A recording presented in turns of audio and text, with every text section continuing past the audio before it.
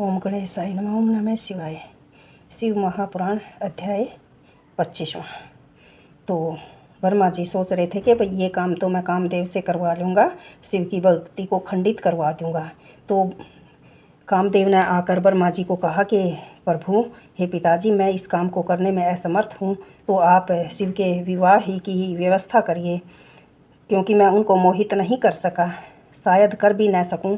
इतना कहकर वे वर्मा जी को प्रणाम करके वहाँ से चले गए। कामदेव वहाँ से चला गया, लेकिन वर्मा जी कहते हैं कि मैं पहले ये ही सोच रहा था कि मोहित करने के संबंध में सोच रहा था कि मेरा यह काम तो कामदेव कर देंगे, रति से करवा देंगे, परंतु मेरा यह अहंकार भी टूट गया, ख़त्म हो गया। कामदेव द्वारा यह कार्य मैं करवा लूँगा, ये मेरा अहंकार भी चकनाचूर हो गया। अब मैंने भगवान श्री विष्णु का ध्यान किया और उनको इस प्रकार कहने लगा कि भगवान, आप मुझे अपना सैनिक समझकर मेरे दुख को सुन लीजिए, उसका अंत करिए। भक्त वत्सल, आप अपने भक्तों का दुख हरने के लिए ही तो अवतार धारण करते हो, इसलिए आप मुझ पर भी कृपा करके मुझे दर्शन दे और मेरे दुखों को दूर कर। मेरी इस स्तुति को सुनकर पीताम्बर धारी श्री विष्णु तुरंत प्रकट हो गए। मैंने उनका यथा योग्य स्वागत किया। भगवान ने चारों तरफ अपनी मुस्कुराहट बखेरते हुए कहा, ब्राह्मण, कहो, मुझसे कौन सा ऐसा काम है जो आपको मेरी ज़रूरत पड़ी, जिसके लिए तुमने मुझे याद किया, स्मरण किया। इस पर मैंने भगवान श्री विष्णु से अपनी आप बीती सारी बात सुना दी। मेरी बात को सुनकर भगवान श्री विष्णु ने कहा, तुमने अपनी कन्या को देखकर ही मोह उत्पन्न हो गया था और तुमने ही अपनी कन्या को कुदृष्टि से देखा था। तब उस समय भगवान शिव ने आन कर ही तुम्हें और तुम्हारे पुत्रों को धिक्कारा था और तुम्हारे पुत्रों के समक्ष तुम्हारी निंदा की थी। मगर ऐसा उन्होंने क्यों किया था, तुमने इस पर भी विचार किया है क्या?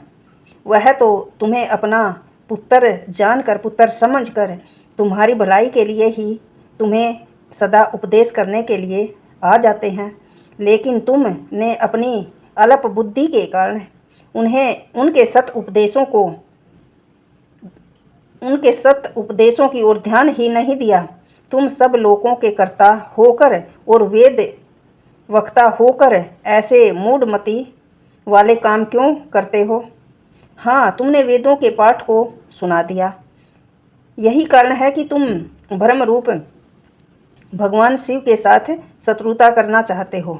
समस्त देवता उनका पानी भरते हैं और उनके सेवक हैं।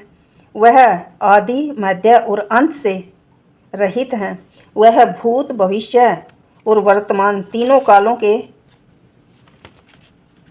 जानने वाले हैं। वह भक्त वत्सल हैं और सदा अपने भक्तों के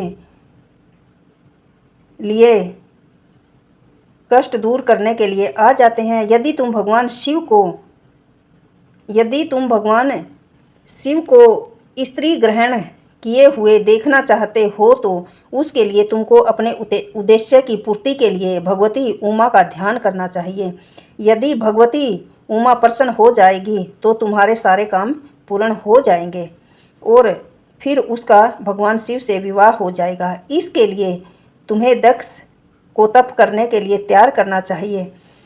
उसके तप करने से भगवती पार्वती उसके यहाँ कन्या के रूप में जन्म लेगी। भगवती उमा को ही सदा शिव पत्नी के रूप में ग्रहण करके भक्तों के दुखों का अंत करेंगे।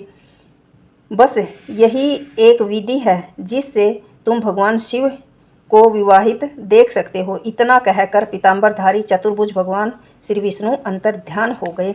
25वां अध्याय संपूर्ण। ओम नमो भगवते वासुदेवाय नमः। ओम नमः शिवाय। राधे राधे। महामृत्युंजय मंत्र।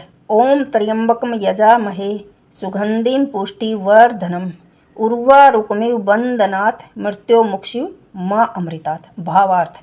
हम भगवान शंकर की पूजा करते हैं, जिनके 3 नेत्र हैं, जो प्रत्येक श्वास में जीवन शक्ति को संचार करते हैं, जो संपूर्ण जगत का पालन पोषण अपनी शक्ति से कर रहे हैं, उनसे हमारी प्रार्थना है कि वे हमें मृत्यु के बंधनों से मुक्त कर दें, जिससे मोक्ष की प्राप्ति हो जाए। जिस प्रकार एक ककड़ी बेल से पक जाने के बाद उस बेल रूपी संसार के बंधन से मुक्त हो जाती है, उसी प्रकार हम भी इस संसार रूपी बेल में पक जाने के बाद जन्म मृत्यु के बंधनों से सदा के लिए मुक्त हो जाएं और आपके चरणों की अमृत धारा को पान करते हुए शरीर का त्याग कर आप में लीन हो जाएं। यह मंत्र जीवन प्रदान करता है, अकाल मृत्यु, दुर्घटना इत्यादि मंत्र। और यह मंत्र सांप एवं बिच्छू के काटने पर भी अपना पूरा प्रभाव रखता है। इस मंत्र का महत्वपूर्ण लाभ है कठिन एवं असाध्य रोगों पर विजय प्राप्त करना। यह मंत्र हर बीमारी को भगाने वाला बड़ा शस्त्र है। ओम त्र्यंबकम यजामहे सुगंधिम पुष्टि वर्धनम उर्वारुकमिव वंदनात् मृत्युमुक्षिमा अमृतात्। इस मंत्र का हमेशा रोज जप करना चाहिए। ये बहुत लाभदायक है, हर एक बीमारी को दूर करता है। सांप बिच्छू काटते उसको दूर करता है, घर में सुख शांति भी रखता है। ओम नमः।